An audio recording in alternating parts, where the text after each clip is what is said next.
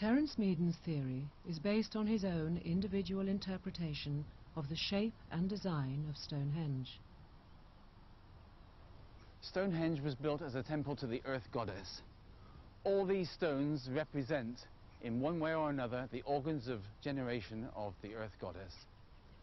The first trilithon arch is wider than all the others. This is the volva of the monument. Inside we reach the first pair of stones, which are regardable as the cervix stones. And inside this we have the uterus. There is fertility symbolism here everywhere. You see it in every one of these trilithon settings with their narrow slits. At the heart of the monument, at the focus, we have the goddess stone. When this was standing upright, it stood here, and it was 4 meters high. What Dr. Meaden calls the goddess stone is more commonly known as the altar stone. Once it stood upright at the very center of the monument. It's the only example here of micaceous sandstone, an unusual rock which glitters in the sunshine. It fell into ruin many centuries ago, but for Dr. Meaden it is the symbol of Mother Earth. In the marriage of the gods, this was the bride.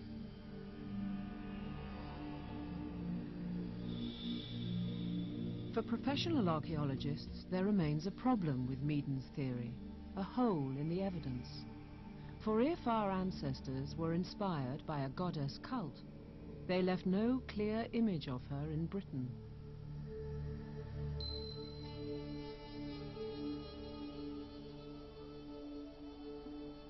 Which is why it is so intriguing that goddess-like images are found in the oldest Neolithic cultures in the world.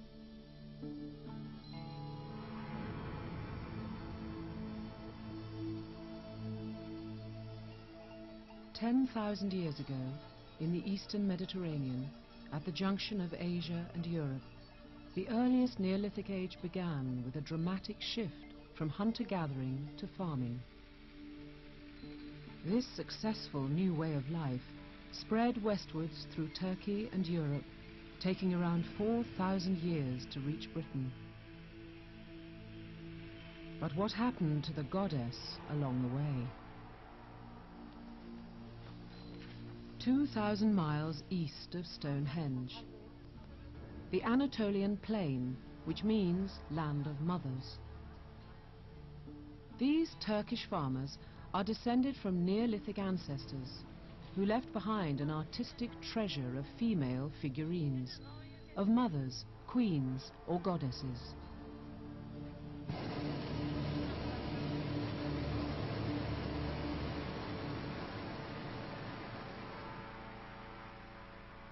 Professor Ian Hodder of Cambridge University is director of a major excavation in Turkey. What he's finding here is transforming our understanding of Neolithic beliefs.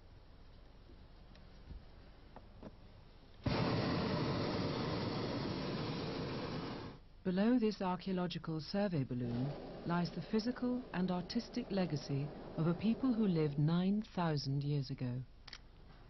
It really is extraordinary.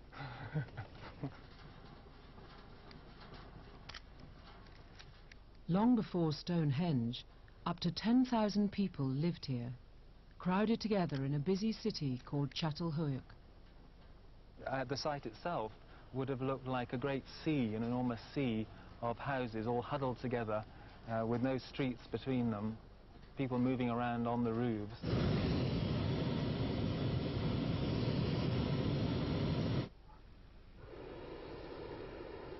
Çatalhöyük is really important because it's the earliest site for a whole range of things. But by far the most important thing is the art, which tells us about symbols such as the goddess and a whole range of other ideas that people had about the natural world at that time. Neolithic people had no written language, so the closest we can get to a record of their beliefs is through the works of art discovered in their houses. One of the great things about Çatalhöyük is a remarkable preservation, so that you can really reconstruct what it was like to walk through these houses. I'm walking through here into the main room, and this would have been a very dark and smoky house, and as people came in out of the bright sunlight into this main room, they would have moved and gradually seen these extraordinary paintings and sculptures on the walls emerging out of the darkness.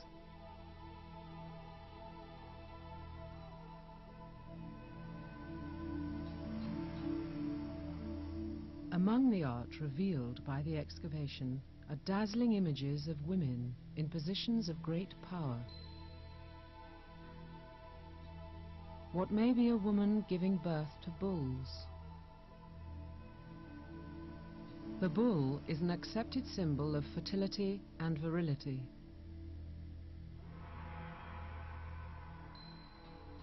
And the queenly form of the woman seated on a throne of leopards.